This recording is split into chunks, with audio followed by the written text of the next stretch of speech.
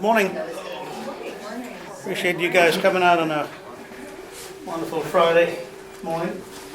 Today we have Bucky Wall. Bucky is actually one of our new residents at the flagship. He has a great tenure and work history with Benefit Focus, most recently, and Blackbaud, the two largest tech companies in town. I'll let you tell you a little more about his company. It's Cavu Learning Systems, and I think he was asking where Cavu came from. Maybe he'll tell us that. But I think training and Bucky's role has had a great role in training and delivery, product delivery. So I think it's a great background, and for some of us, especially me today, I really am very, very keen in learning in the whole training and documentation side of things. I think it's hugely important to fast-growing companies. So without further ado, Bucky, thank you. Thank you. Well, Cavu means Ceiling and Visibility Unlimited. I was just telling the story. I grew up as a florist. My parents were florists in Beaufort, and I was delivering flowers to this guy at his house up on the bluff. And I asked my father what it meant when I came back, and it's an old Army Air Corps term, pre-radar. And you always wanted Cavu because that meant that you had no atmospheric conditions to worry about. So I sort of like it. So I'm Bucky, and I come to you by way of Computer Sciences Corporation and Microsoft and Blackbaud and Benefit Focus and Washington, D.C. and Atlanta and Abu Dhabi and Seattle and San Francisco and Stockholm and the hills and plains of Provence. So I'm glad to be here with you. I am one of the newest people here. I'm down to number 6, right down the hall. So what do we get to talk about today? I want to talk about what I do and why I feel that's important to you. I'm also going to talk about how you can start a training strategy that's inexpensive, it's practical, it's sustainable, it's achievable, and then I'm going to preach at you a little bit about things that I think you should consider and think about that I've sort of learned along the way, both in the software world as well as the training, because part of my software experience has been as a program manager and a release manager, as well as a training manager. So, what I do for a living. I'm an instructional designer.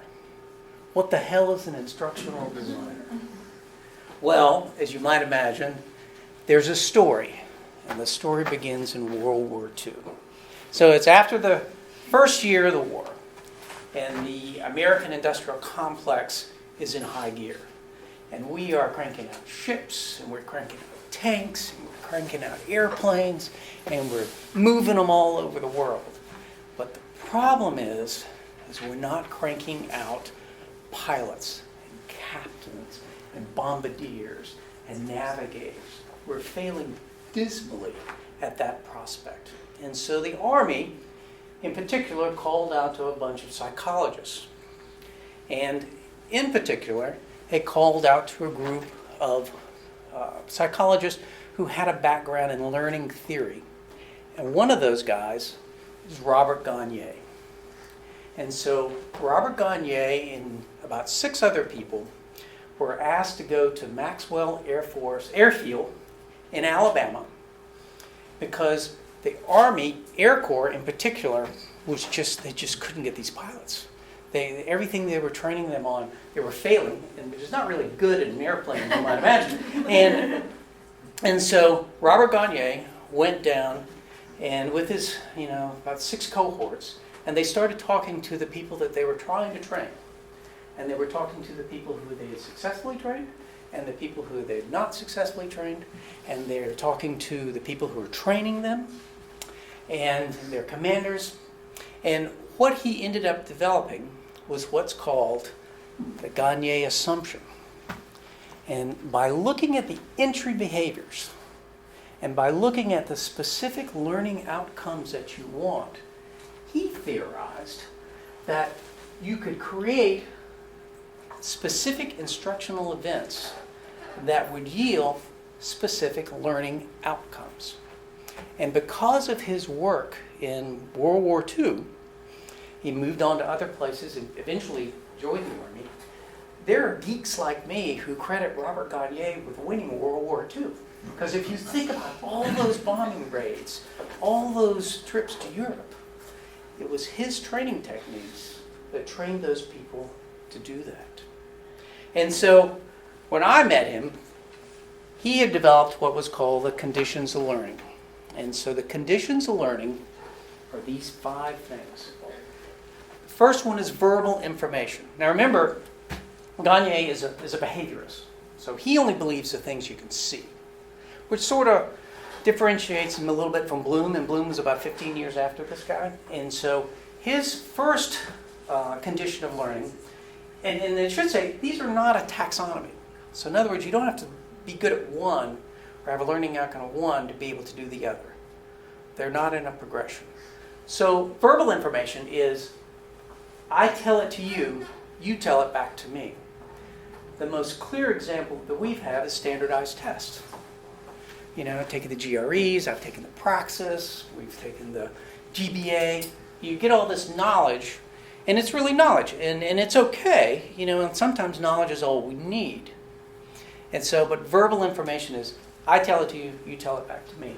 The other one is intellectual skills. So this is more where you're joining in concepts, you're linking concepts. The clearest one is 2 + 2 = 4. If I go outside and it's raining, I'm going to get wet. You start putting together concepts, and these are what are referred to as intellectual skills. The next one he referred to as cognitive strategies, which is also sometimes thought about as executive control, which is also thought about as like critical thinking. And it's how you can put together everything that you have learned to a unique situation and be able to solve that problem. We look at it as troubleshooting today in software. You've got a bug, you know how to do it. I once asked him, I said, you know, and this was in the 80s when I got sort of the end of his tenure when I was at graduate school. And I said, Dr. Gagne, there's a lot of studies at MIT now about how chess can teach you problem solving. So what do you think about that? And so Robert Gagne sort of looks like Humpty Dumpty, and he sort of talks like Peter Falk. And he said, well, I'm sure it's very good for solving problems with chess. But the problem is what if you're on a deserted road, the middle of the night, you have a flat tire, and your jack doesn't work? What in chess is going to help you to solve that problem? And so a similar situation actually happened to me. And unfortunately, he passed away before I could convey it to him. But that's sort of so what you're trying to do, his big thing was transference. How can I transfer what I've learned here into something new? Think now back to the Maxwell airfield. When he's talking to these people who are trying to learn, what do you already know how to do? If you're somebody that's good at driving a tractor, maybe you're good at flying an airplane. But if you're somebody who's an accountant, are you going to be a good airplane pilot? And so he looks very much at entry behaviors and transference of what you already know to what you're trying to learn. The other is motor skills. I mean, that's pretty obvious, like tennis and riding a bike and stuff. And the hardest one is attitudes. We all, parents and managers, we can understand how changing attitudes is a real tough thing. And the hard part about that is it's a matter of choice. If you choose one thing today, how can I influence you to make another choice tomorrow under the same sort of situation? So attitudinal training is very difficult. I have a relationship with the head of training for Spotify, and they're trying to do the growth mindset that you're familiar with, Laura.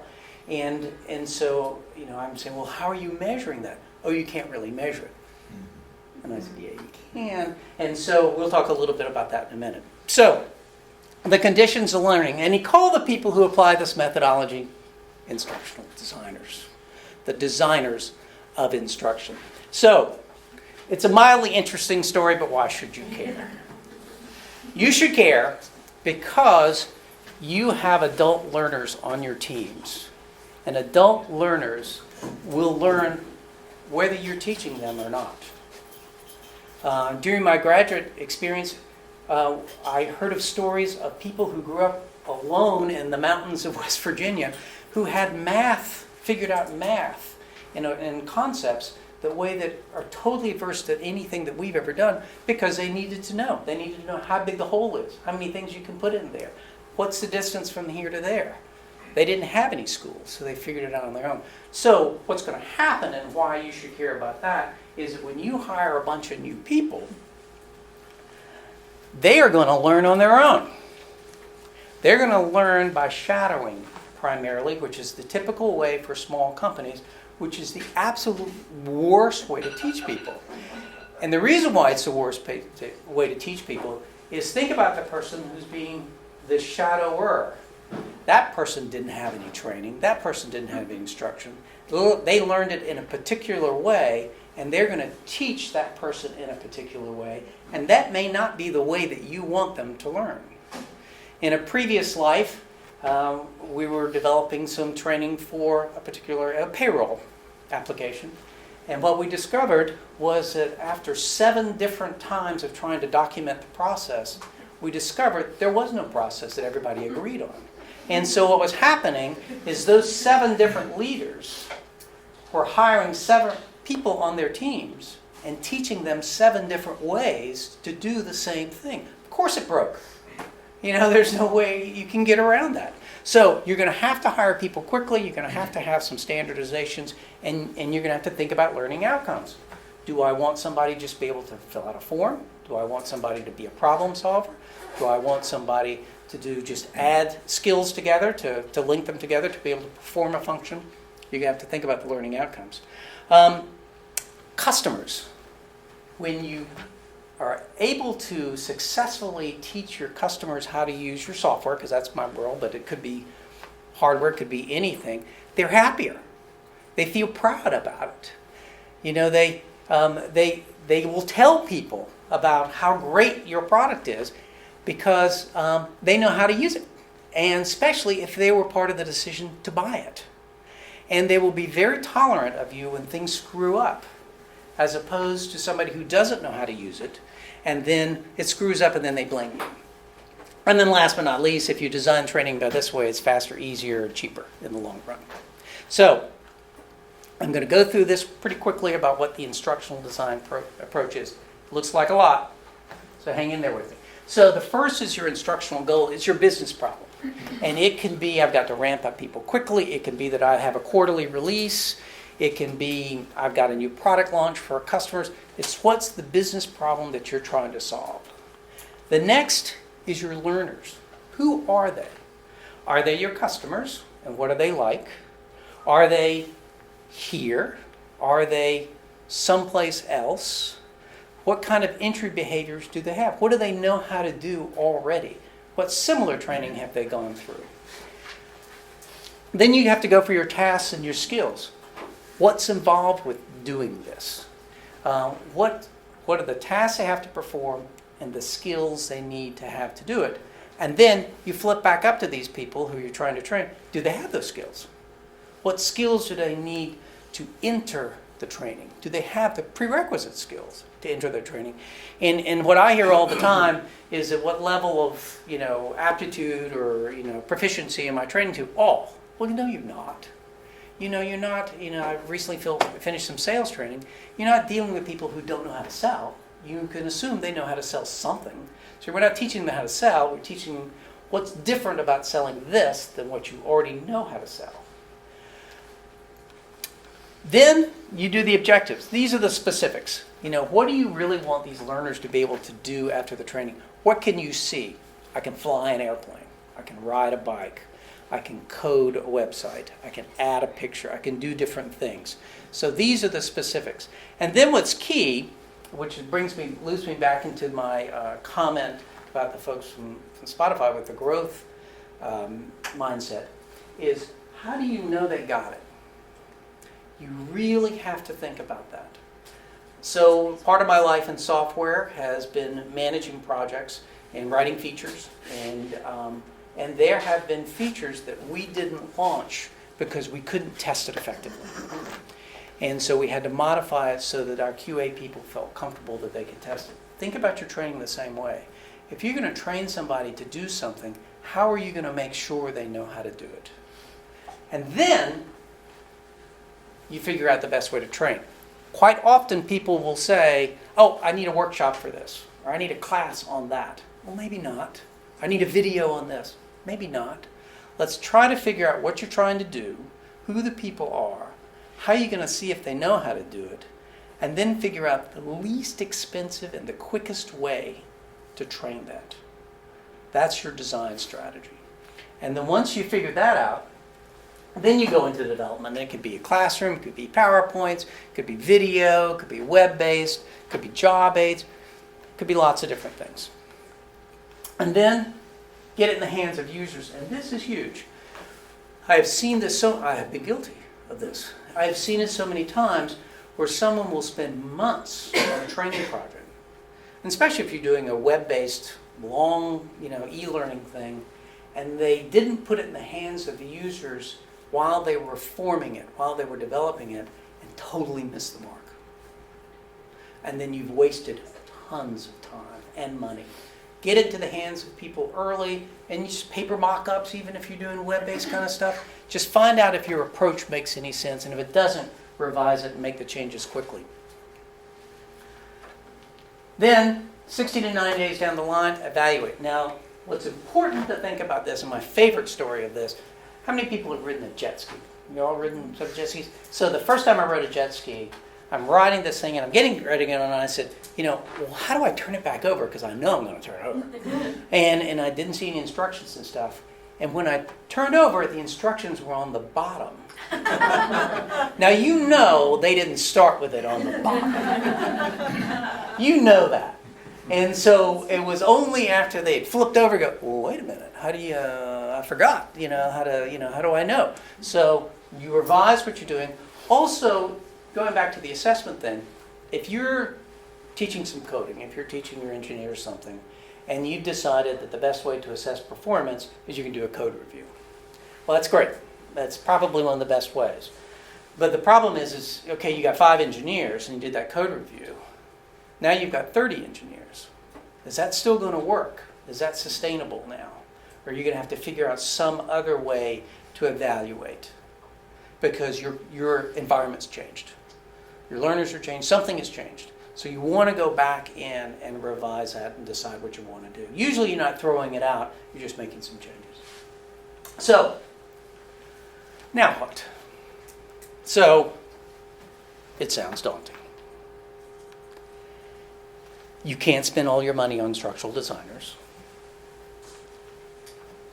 I thought that you were going to tell me how to make this easy and sustainable and practical and inexpensive. Sure doesn't sound inexpensive and practical there. So, the way you do this is you follow what your mother always told you. Share the work. And here's what I'm suggesting, and it's worked in the past. If you take a look at the instructional design approach that we just saw, you have an instructional designer do this part. Because most situations I've been in where you have subject matter experts who are creating training, they forget all of this. And that's like starting to code without requirements. You don't know what you're doing. You're hoping it's going to be spaghetti on the refrigerator and it's going to stick. Then, have your subject matter experts do this part. And here's how I suggest that it works. So, it's good to share because it's cheaper. You're going to have the instructional designer do the front end stuff. You're going to have your subject matter experts do the heavy lifting. It's the time consuming stuff. It's not, and I'm not saying that, okay, your subject matter experts are going to be taken offline and doing this. They can do it as they go. But you don't want to pay an instructional designer at this point in your, and I'm assuming most of you are sort of startups, to do everything that an instructional designer does. And it's timely. You can make the revisions when you need it, based on sort of whatever your business goals tend to change. And it's sustainable because your subject matter experts can do it as they go. And they all know when it's the time to update and how to present it. So, how to use your subject matter experts. Remember going through orientation in high school and college? Was it seniors who took you around? It was sophomores. And the reason why is sophomores can still feel the pain. They're excited. They're less expensive. You're paying your new hires probably less than what you paid people who you've had along the way. And there are more of them, so you can stretch it out. In stretching it out, what you're trying to do is build a base for your subject matter experts. I don't know how many times an executive has told me, well, the problem we have is that only 20% of the people here know 80% of everything there is. And so what you don't want to get yourself into is that hole. You want to spread things out. So you want to build your subject matter experts as area specific. So it's great to have somebody who knows, and a number of people have an overview of how your whole platform works or how your whole product works. But don't have 5 or 6 people who are the deep divers.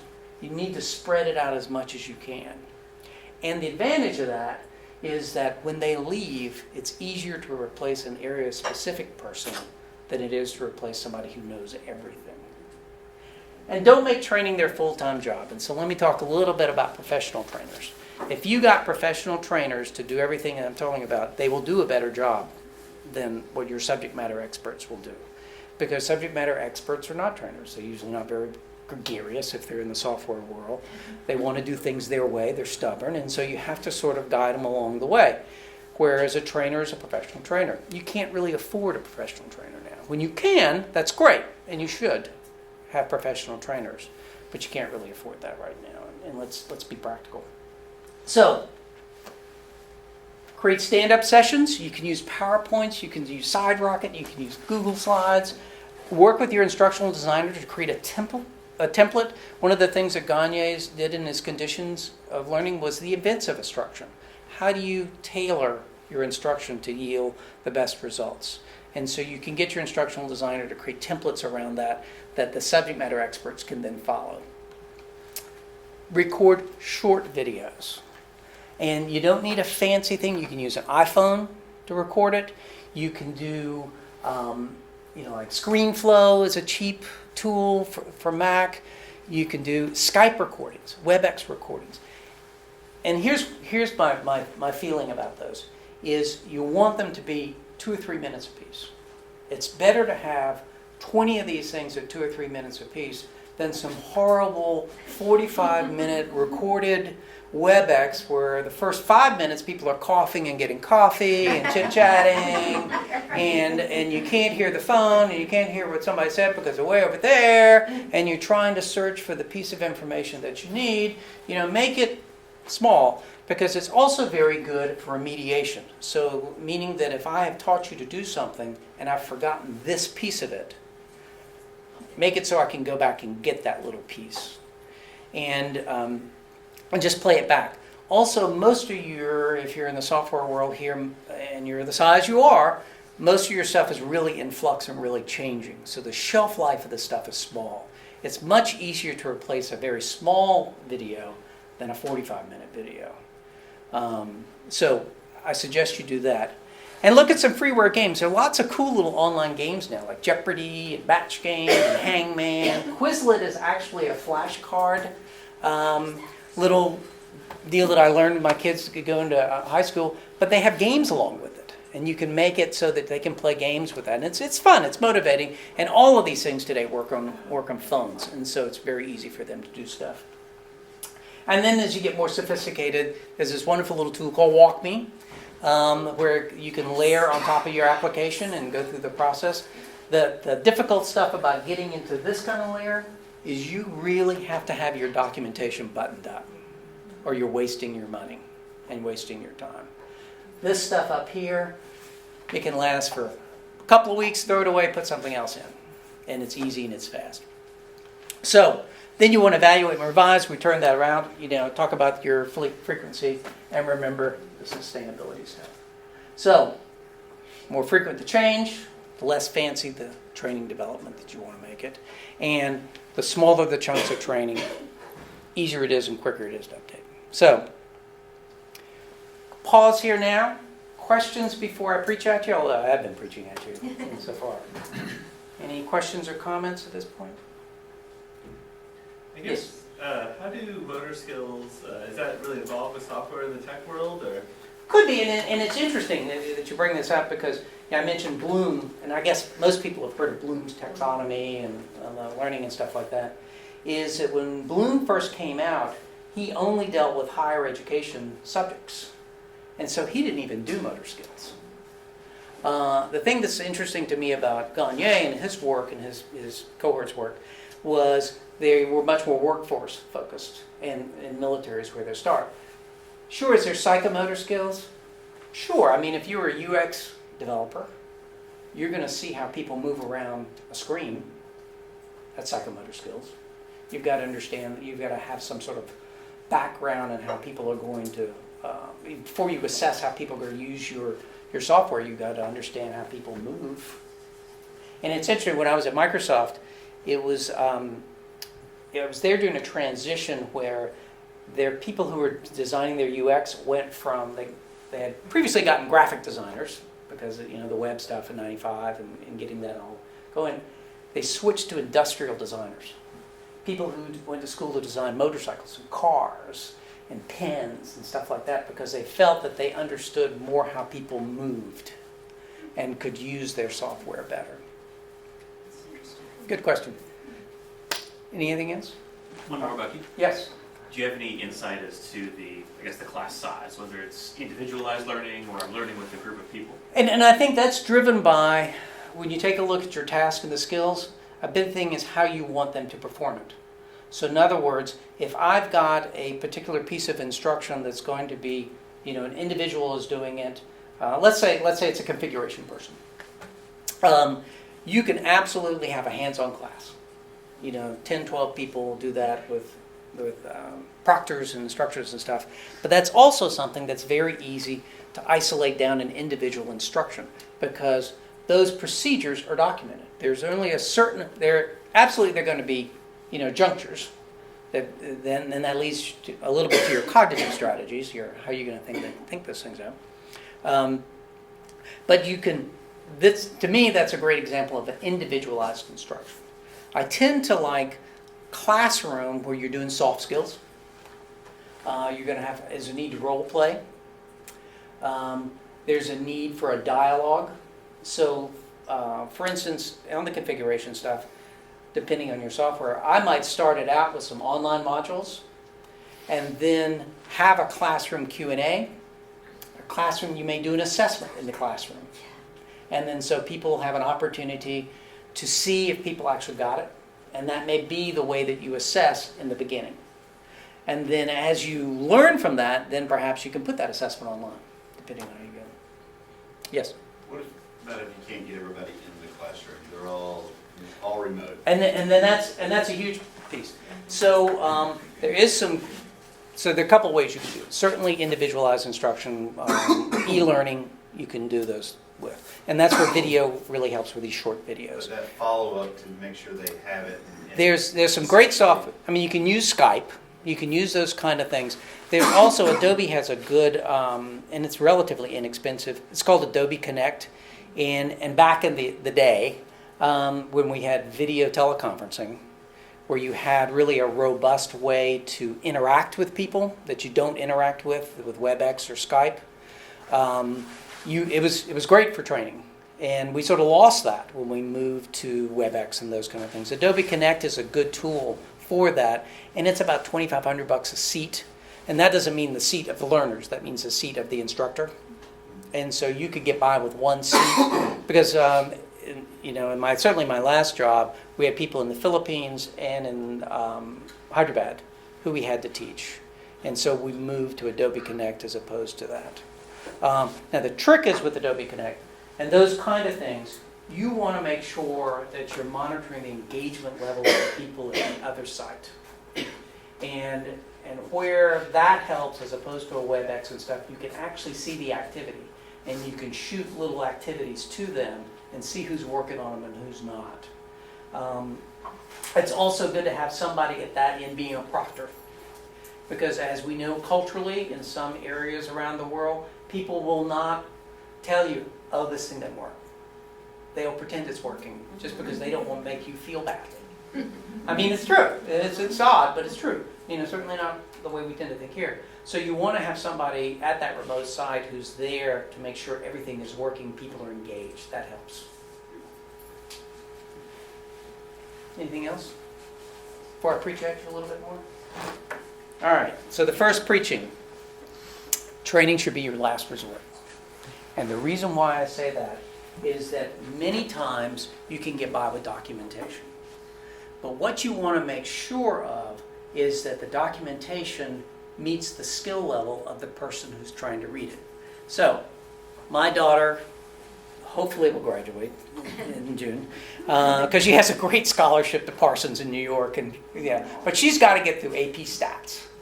And we looked for a tutor for that, and we couldn't find it. So at one point I said, I'm just going to read this book, and I'm just going to learn it.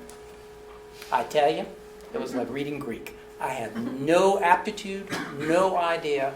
And so if you think about, if you're going to create some documentation, and you've got 5 different skill levels, let's say, of people you're aiming it at, and your documentation is up here, but the person who has to read it is down here, you've wasted your documentation.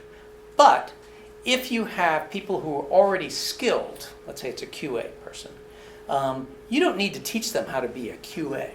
They know how to do QA. What they don't know is what's changed in your application since the last time, the release. So they can handle that documentation because they understand it. So you make documentation should be your last resort unless you're trying to change skills. Unless you're trying to change learning outcomes. And you can argue that successful documentation really is verbal information. I tell it to you, you can tell it back to me, I got it. And so so whenever possible, look at documentation first before you say, I need a workshop for this. Training is not marketing, but sometimes it is. And I just finished a project for a company, and obviously it's a company, I wouldn't have done it for free. And way over the top animation and video for the instructional goal. But this was the first wave of what they were doing. And they had to show their upper management how cool it would look. You know, again, my sort of personal feeling is you should do the least amount possible to be able to achieve your instructional goal. They went way over that because marketing was part of that. You'll also find that sometimes with your customers. If you're launching brand new training with the customers, it's part marketing. You want to make it, a little jazzier, a little, more motivating for that. So it can be, sometimes it is marketing, but just go into it knowing that that's what it is. Instead of trying to say, well, we can really make this shorter and better. So something I really suggest you do as you start, set up when you're all taking sort of, you're tracking issues that your customers call in or send you an email or however you collect issue tracking. Start a category of how-tos. So what you're going to want to do is you're going to want to be able to relate the people who have gone through the training to the number of how-to calls and issues that they file. Because eventually you're going to have to prove that the money you're spending on this is worthwhile. And if you can show that the people who've gone through the training are calling in less, then that's ROI. And if that's not happening, then something's wrong with your training. That maybe you're not training them maybe your instructional goals were wrong, your business problem was wrong. It's really not this problem, it's that problem. Because that's the problem they're calling in about, not this problem. They don't care about this problem. So train to task, not roles. I can't tell you how many times people have said, I need some role-based certification for my customer service people or my engineers and stuff. Well, that's great if you're Microsoft, but right now everybody's wearing lots of different hats. And someday you may be a customer service person, and the next day you're, helping to test something or do stuff like that. So those tasks are going to be there regardless of who does it. So train to the tasks and don't really worry about this role-based certification thing. Make sure that you're creating your training around those tasks that need to be performed. Short as possible, I think we've talked about this. God knows you want to, not just for your own budget, but for the motivation of people, make it short and quick and to the point. Training without documentation is the cart before the horse. Going back to my story about the payroll thing, there was no documentation. If you're trying to do some tools or trying to create some training, the first thing you have to do is document what your process are. And an instructional designer can help you with that. But you need to make sure that you first understand what the processes are before you start the training. And quite often during the front ends of an analysis, you will change your process based on the discovery sort of things the instructional designers did. I once designed the training for the Navy's version of MASH units. It was great. You know, it was a big budget. We were out in the desert. We set up tents and stuff like that. And it was a lot of fun. But one of the things they changed by the process of going through the training and the assessment, they discovered there wasn't time to sterilize enough instruments from when people would come into triage before they would end up in surgery. And so they had to move to a different way of doing it. They moved eventually to plastic surgical instruments for that. And that was only discovered through the training. And so things like that, expect processes to change based on that front-end analysis. So, and documentation doesn't always mean words. When I say documentation, I don't mean an 80-page document with screenshots. And I mean, you could do that if you want, but if you're going to do that, you might as well just put them online and make them real short. Documentation can be Visio. Documentation can be whiteboard. They make these wonderful tools where you can take pictures of a whiteboard and it turns into a Word doc. And then post that up and get people to do it. And you know, if it's something that's going to change all the time, do something like that. Stickies, stuff like that. Documentation is really, think about it in terms of procedures, primarily. What are you going to do? Now, legal documentation is different.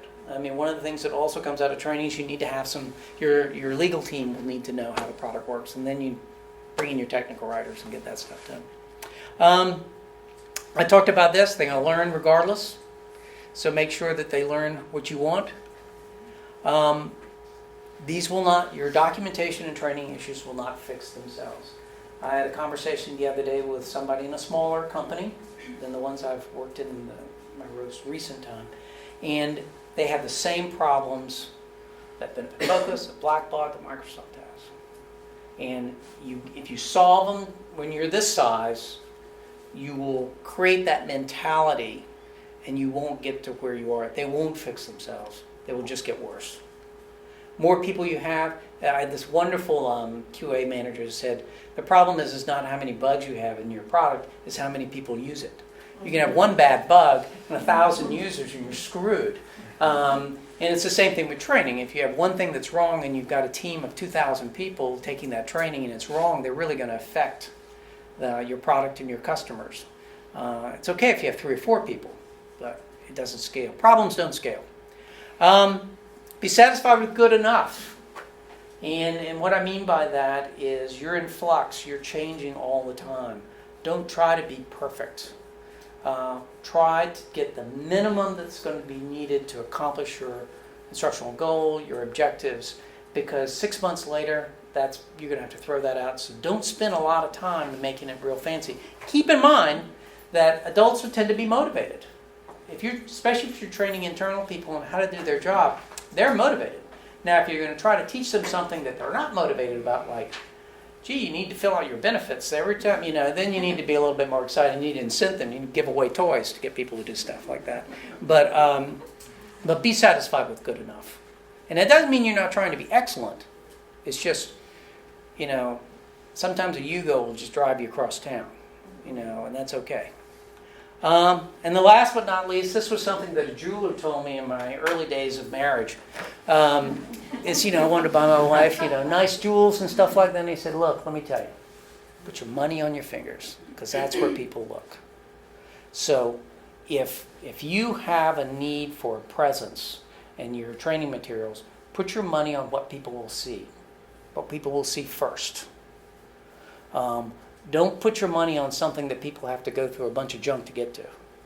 And if you're going to, you may want to just start with nice customer training and then utilize that and leverage that for your associate training. That's the way Salesforce started. They started with just customer training, and then they supplemented it as they went along the way. So put your money where your fingers are. All right, that's it. That's Q&A. Questions? Yes. Can you talk a little bit more about strategies and tools you've used that have been successful for documentation, content management? Yeah. You know, you can get a full-blown content management system. And what content management systems do is they can structure how you're going to create your documentation. Especially the big thing now is what's called a single source system. So if I create a document and there's a paragraph of that I might want to use over here, I can automatically attach that paragraph to that next document. These are expensive systems and hard to use. There are others. You know, Adobe makes them. There are freeware things out there. I think the thing I feel about if I were going to do a documentation system now for a small company, what you really want is something that's going to provide governance. So not everybody can go in and change something. You know, the worst thing about SharePoint, is that it makes documents open to everybody. They go in, they change it, and they put it up, and then they're gone. You don't know when that document was created. You don't know if it's. I mean, I was at my last. One of the way I got the document management system at Benefit Focus was you could go in and put e-enrollment documentation into SharePoint, and you got 14,000 hits. Where do you start? So governance is a big part of it. And templatized consistency, so when people go to read a document or get a document, it's in the same manner, so they don't have to relearn how to read that documentation. They know it's going to be in the third part, on this part, because they've done it before. Those are the two things that are the most important things I feel for documentation. And ease of use.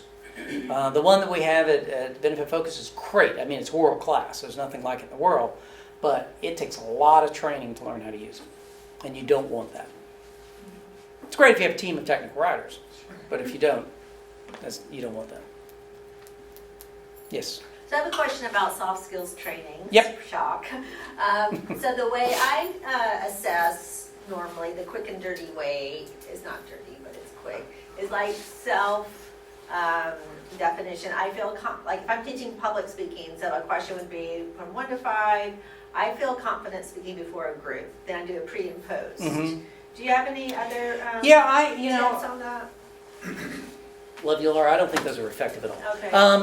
And the reason why learning to me is a recurring event. So in other words, I demonstrate my competency in a recurring manner. Mm-hmm. So if I'm doing soft skills, let's say I'm teaching a negotiation or communication, I can certainly do a pre-assessment. Mm-hmm. And I would suggest you do a pre-assessment with the manager as well as the individual. And you can certainly get to the confidence and stuff like that. But what you really want to find out is 2 weeks from now, is that person writing better emails? A month from now, is that person able to present to an executive? But asking the manager? I would ask managers and ask who their target audience is. Okay. Because it's really the long-term effect of learning. It's not the Yeah, holiday, I've so always felt the happiness sort of Right, like thing. after I feel great, I can go and talk to, Yeah, I sat in on some training on finance training, a finance 101, and my pre and post tests were exactly the same. And I said, well, why? I said, I don't know. I've just sat in this Right. class. I don't know if I can go and do this. and it's the same You in know? college, how do you know? How do you know? Well, and it's interesting about sort of the soft skills, which goes a little bit to the whole cognitive strategy thing. There was an article in the paper today about critical thinking at the Citadel. Oh, yeah. And how it's an assessment that's done with colleges, a voluntary assessment to see if they can think critically, which is essentially cognitive strategies.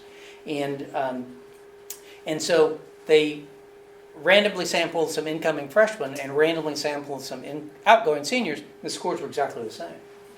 And so a couple of things about that is, one, it was the only military college.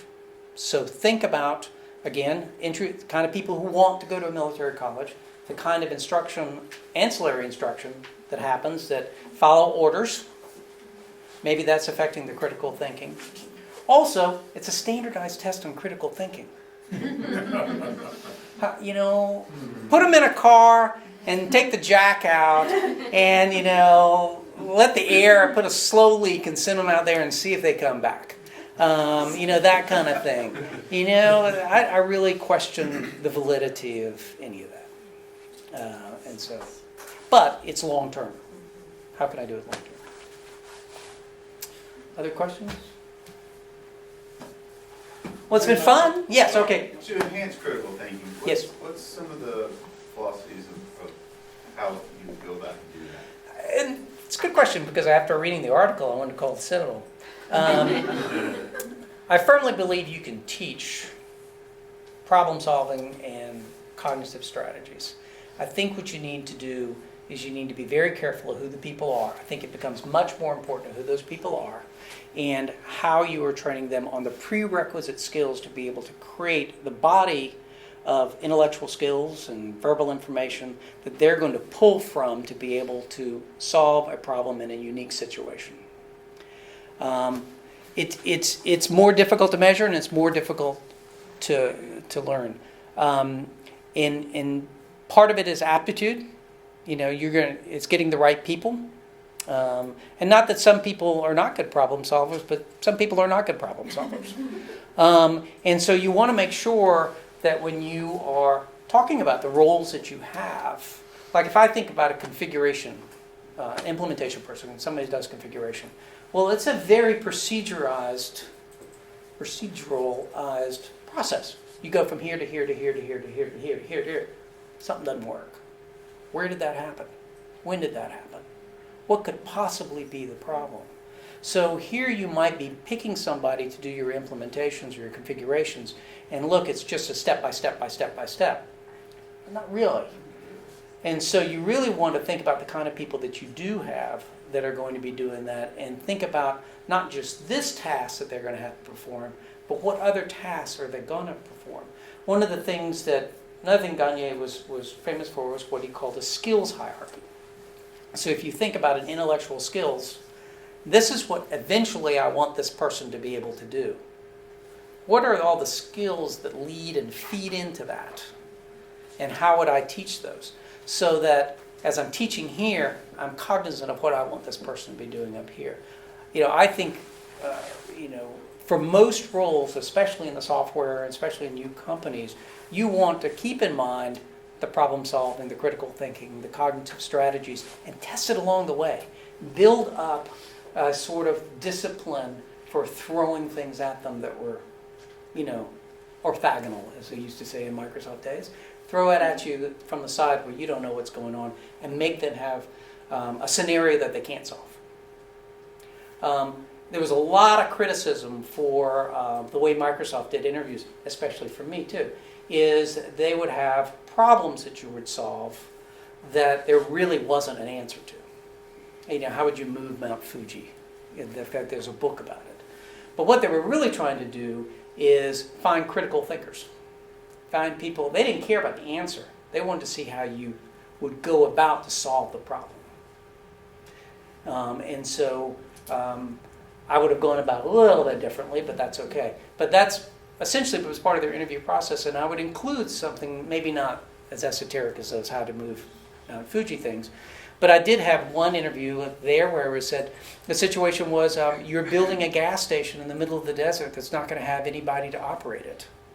What does it look like? How are you going to maintain it? How are you going to make sure people don't steal things? All these kind of things. And then so they wanted me to think on something that I knew nothing about, gas stations, and how I would construct something like that, just to see how I would approach the problem. But I think you should and you can teach critical thinking along the way. It's a little harder to measure, and you have to measure it consistently, each step along the way. Anything else? Well, thanks, Bucky. All right, we're at our time. Thanks. Appreciate it, folks.